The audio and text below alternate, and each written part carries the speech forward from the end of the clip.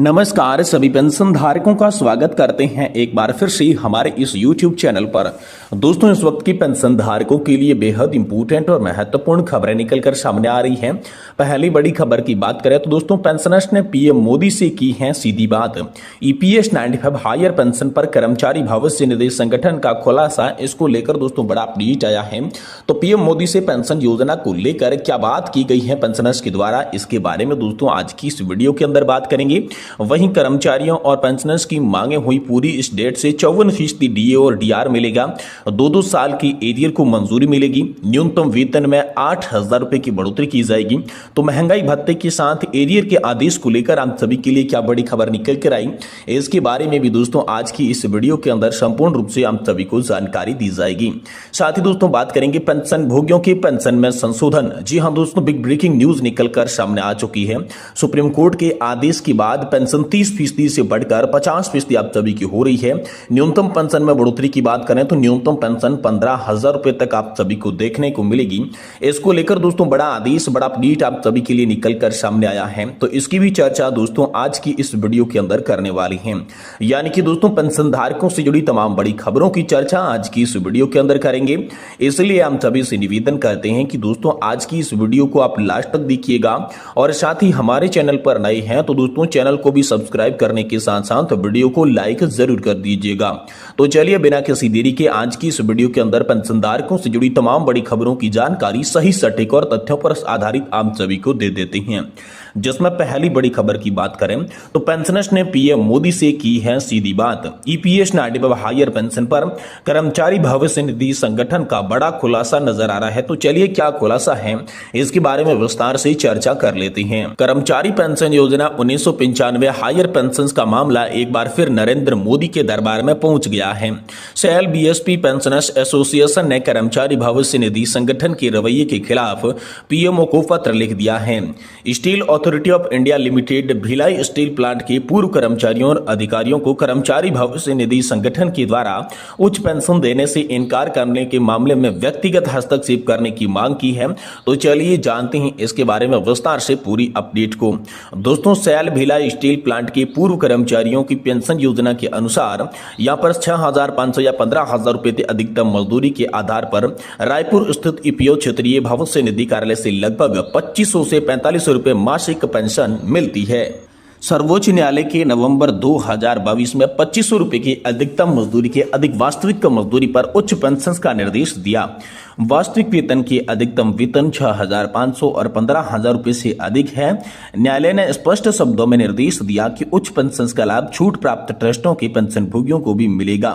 Cell Bhilai steel यंत्र एक छूट प्राप्त यहाँ पर ट्रस्ट बताया जा रहा है, लेकिन उन्हें लाभ नहीं मिलने के कारण उनके जो कर्मचारी है और अधिकारी है उन्होंने पीएम मोदी को पत्र लिखा है और पर्सनली तौर पर हस्तक्षेप करके उन्हें जो है ईपीएस 95 के तहत हायर पेंशन देने के प्रावधान को आगे बढ़ाने के लिए दोस्तों प्रधानमंत्री नरेंद्र मोदी जी से बड़ी बात यहां पर आप सभी के लिए की गई है। वहीं दोस्तों अगली बड़ी खबर की बात करें तो पेंशन भोगियों की पेंशन में संशोधन। पेंशन 30 से 50 बढ़कर होगी फीसदी। न्यूनतम पेंशन में बढ़ोतरी। जी हां दोस्तों, बिग ब्रेकिंग न्यूज आई है कि सुप्रीम कोर्ट के आदेश के बाद पेंशन 30% से बढ़ाकर 50% की जाएगी और न्यूनतम पेंशन 15,000 रुपए आप सभी के लिए की जाएगी।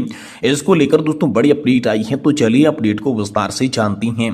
भारत के सुप्रीम कोर्ट ने केंद्र सरकार को एक महत्वपूर्ण आदेश जारी किया है। इस आदेश के तहत पेंशन भोगियों की पेंशन को 30% से बढ़ाकर 50% करने, न्यूनतम पेंशन को 9,000 रुपए से बढ़ाकर 15,000 रुपए करने की बात कही गई है।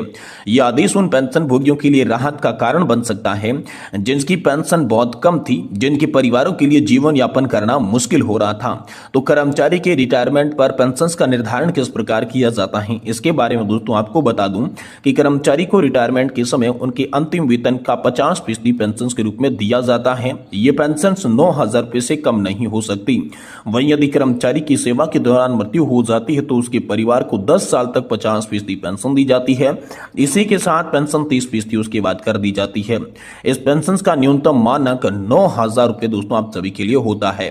तो पेंशन में कटौती के खिलाफ जनहित याचिका दी गई और सुप्रीम कोर्ट में दोस्तों इसकी सुनवाई की गई। तो इसके बारे में चलिए बताते हैं कि क्या याचिका लगाई और कैसे सुप्रीम कोर्ट के अंदर इसकी सुनवाई की गई। हाल ही में दोस्तों सुप्रीम कोर्ट में एक जनहित याचिका दायर की गई जिसमें कहा गया कि जब एक बार 50% पेंशन मिलना शुरू हो जाती है तो 10 साल बाद इसे 30% पर लाना न्यायपूर्ण है।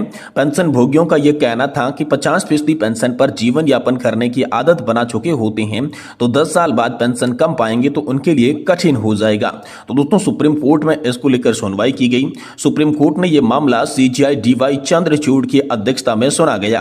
प्रारंभ में कोर्ट ने इस जनहित याचिका पर विचार करने से मना कर दिया था, लेकिन बाद में वरिष्ठ अधिवक्ता निदेश गुप्ता ने अदालत को यह समझाया कि इस मामले में सरकार की नीति निर्धारण जरूरी है और कोर्ट को इसे सुनवाई के लिए स्वीकार करना चाहिए। कोर्ट ने इसके बाद इस मैटर को सुना और केंद्र सरकार से जवाब भी इसको लेकर मांग लिया है। तो दोस्तों सैन्य कर्मियों को यहां पर फैमिली पेंशन के सवाल को लेकर बात करें तो इस याचिका में विशेष रूप से सैनिकों की फैमिली पेंशन पर सवाल उठाया गया था। अगर किसी सैनिक की कम उम्र सेवा के दौरान मृत्यु हो जाती है तो उसके परिवार को 30% पेंशन का निर्धारण रहना पड़ता है, जो उनके लिए जीवन यापन में बहुत ही कठिनाई उत्पन्न करता है।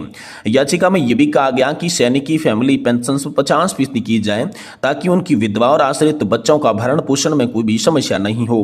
वहीं वकीलों की दलीलें हैं कि पेंशन की कमी से परिवार जो है वो संकट में है।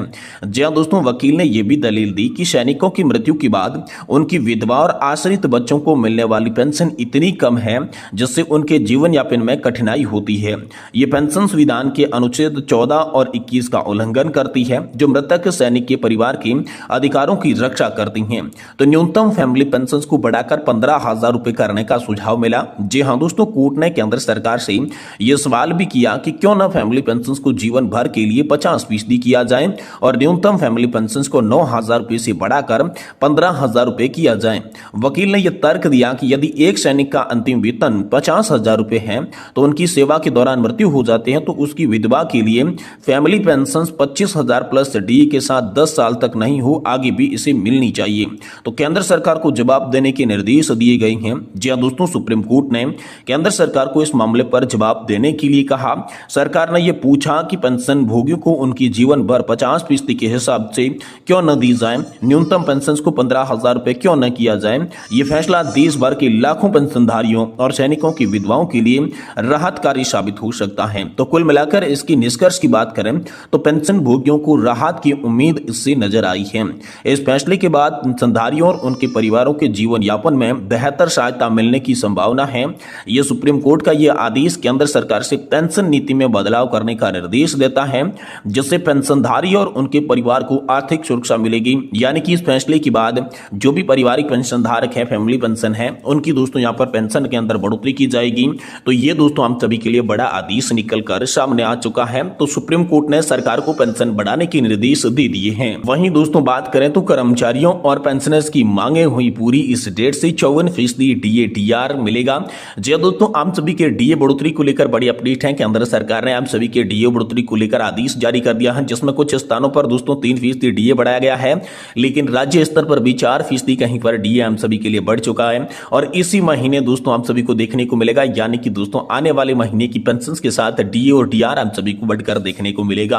वही 2 साल के एरियर को मंजूरी मिली है। जी दोस्तों, आपका अटका पड़ा हुआ एरियर भी दोस्तों आप सभी को मिलेगा और न्यूनतम वेतन में 8,000 रुपए की बढ़ोतरी होगी क्योंकि 8वां पे कमीशन बहुत ही जल्द आप सभी के लिए आने वाला है, जिससे दोस्तों न्यूनतम वेतन में आप सभी के लिए बढ़ोतरी की जाएगी। ये भी बात निकल कर सामने आ चुकी है।